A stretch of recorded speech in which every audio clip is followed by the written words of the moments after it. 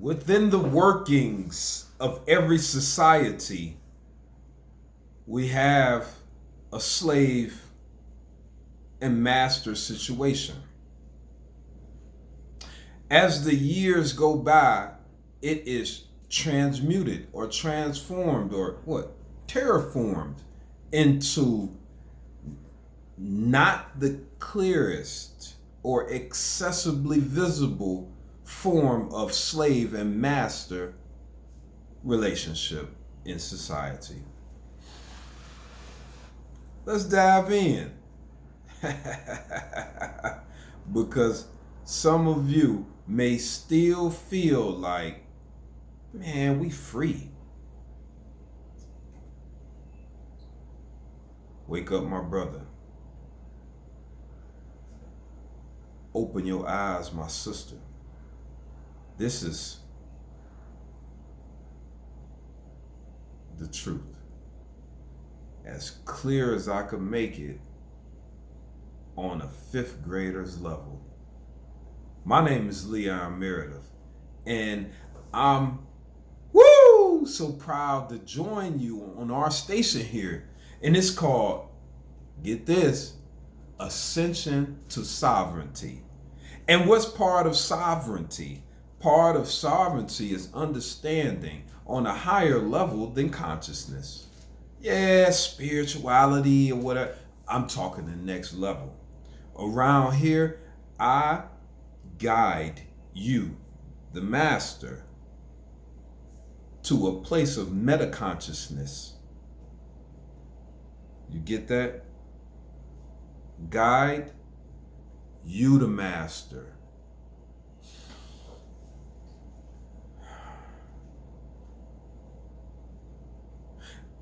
I think of chains, nooses, ropes. In the past, when I think of slavery, I just think someone getting punished and made to do things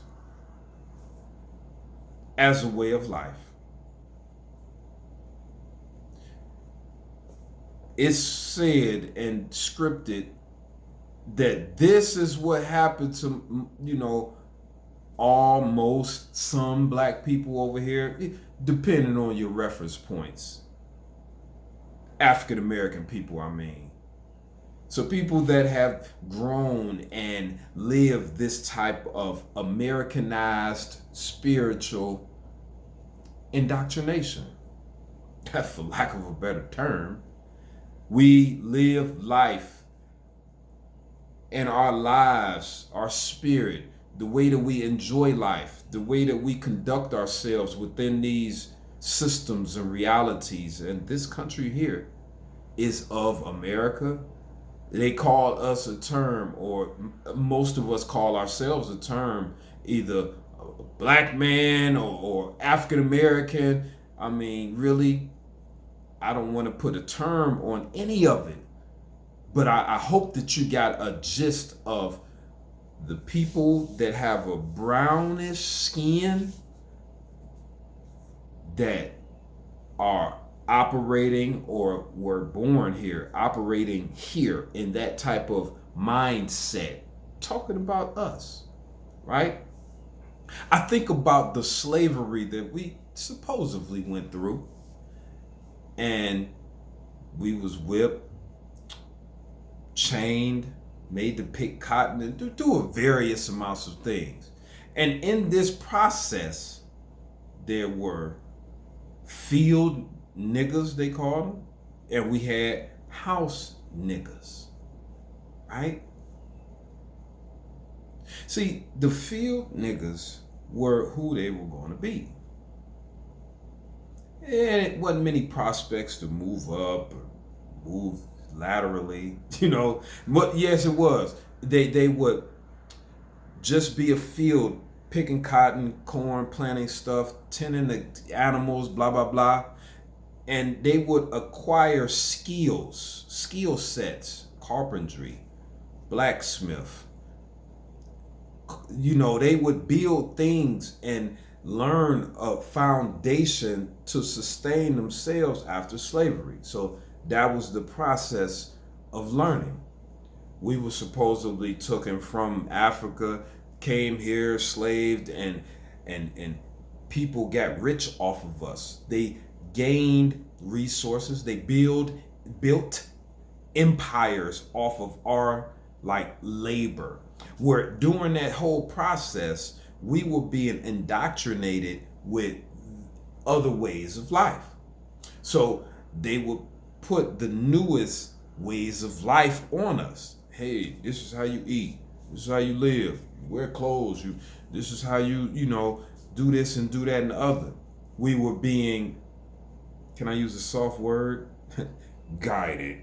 Nah, I don't want to use that because it ain't like a guy like me.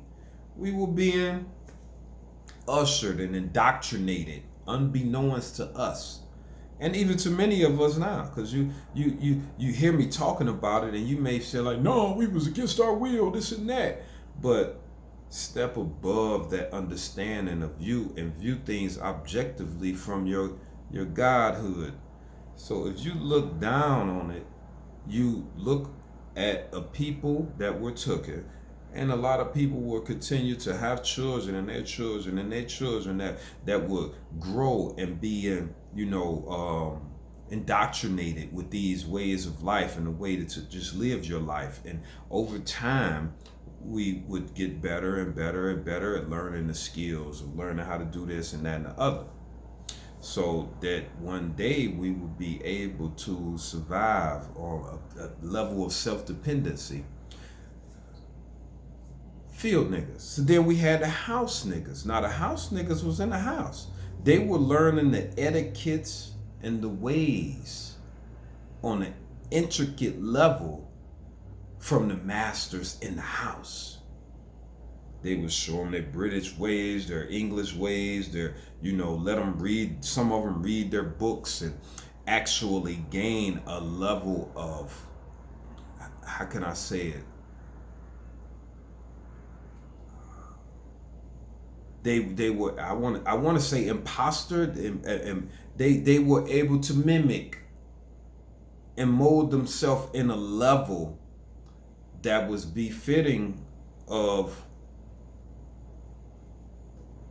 a plantation owner, a person of high class, a person of moral integrity that has clean, and a person that dated in a certain way.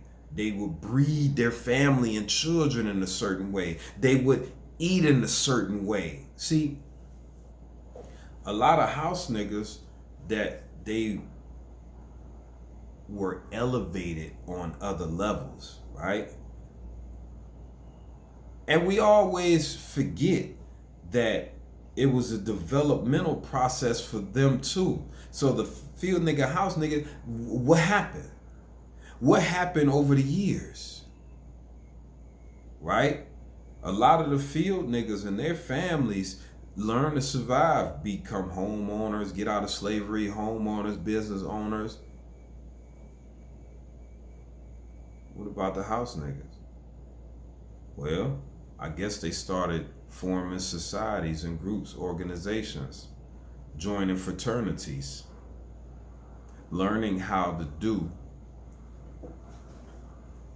They were learning how to do. I thought my pot water was going off. I boiled my water and poured it in my filtering bowl. So it's a filtering pitcher. So they were learning the ways to begin to enslave and have their turn, right? So they will have a turn to enslave a people. So they had to learn the ways of their slave masters. So over these years and decades, right? The house niggas, black African Americans that were house niggas and their lineage, that went through fraternities and business endeavors, and they went through these channels to acquire the ways of the slave master, proverbial slave masters. And what I mean is not just slave masters. I mean every lane of our society. They would learn those ways so that they would have an opportunity next to use a people to build wealth. So we have certain ones of us now that have made liquor companies, tennis shoe companies. Now we got social media people getting people. Oh, did you see that new video? Oh, he good on there. And we just goofed out while people are using us, just like on the plantation. We don't realize what's going on, but this is what's going on. See, they take these individuals through processes to learn how to present things to you and me, so you can watch often. So, oh man, he really entertaining. Oh man, and how many of us see this dude Charleston? We see Charleston. Y'all know what I'm talking about. He got enough publicity. I said his name, but he. How many of you actually he changes your day-to-day life?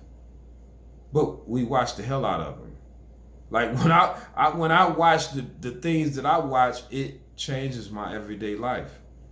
You know, financially it's building. Morally, I'm building. I'm becoming more and more and greater. And that's, I guess that's just me. It ain't everybody. But why continue to watch that dude and it's not changing you? Do you just want to be entertained? You like a child? You want to go to the park and play? Oh, I see you crying. You want to eat a lollipop? Here's a sucker. Oh, we gonna go get some ice cream. I'll tell you, this Friday when I get paid, you gonna get it. What kind of ice cream you gonna get? It's like we allowing people to do this to us, like we a child. You want some ice cream? Oh yeah. Tomorrow we gonna get it. You gonna like that, right? Yeah. Man, I can't wait to eat some with you. And this is who we become. We have to become aware, because so many people amongst us are agreeing to be like an accommodationalist of the indoctrination. Yes, our brother, our sister, she's willing. And they put a lot of other words on there, like persuasion and influence. And these are a lot of pretty words that we got. Let's talk. Oh, this is therapy. And we're going to see all these, and I'm not against any of them, but you got to see through the boo-boo. You got to see through the boo-boo, through the illusion. What's in the midst of, let's talk. Let's have therapy. Like, what's the core inside of these initiatives, programs? Can we see the indoctrination within? Can we see the enslavement? Because it's present.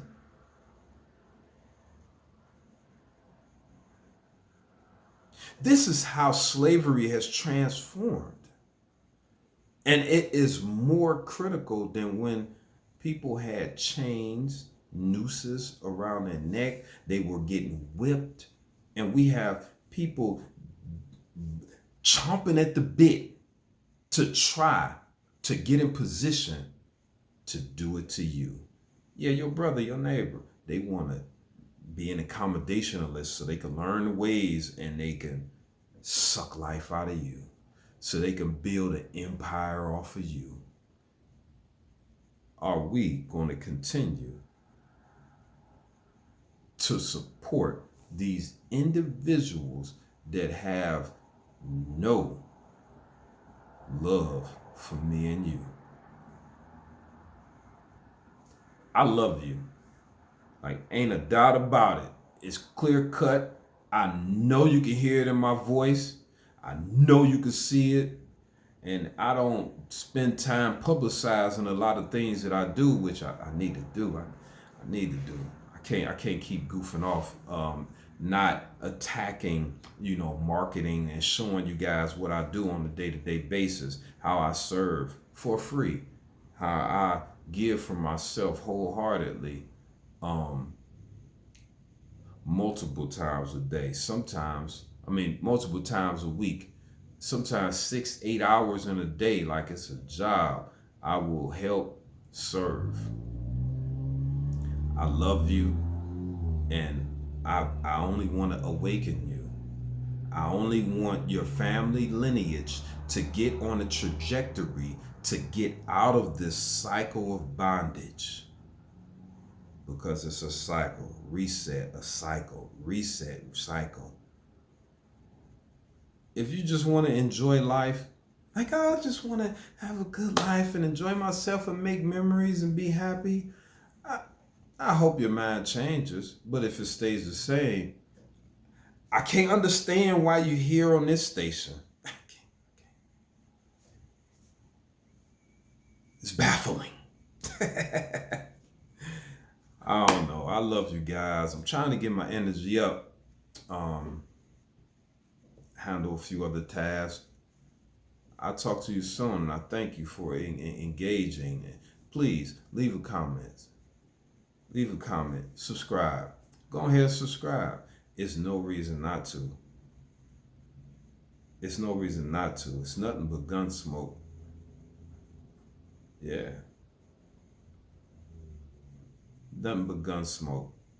Everyone may not fit you, but you can still see the importance of everyone. I know. People, you want to tune in and just get something to make you feel good. Oh, yeah. I can see, a lot of us want that. But when do we start to respect the kick in the butt to induce the change that we need? Let's stop allowing these influencers, these hidden powers, to run us down and indoctrinate us. Stay strong. Thank you for attending this session of Ascension to Sovereignty. Peace.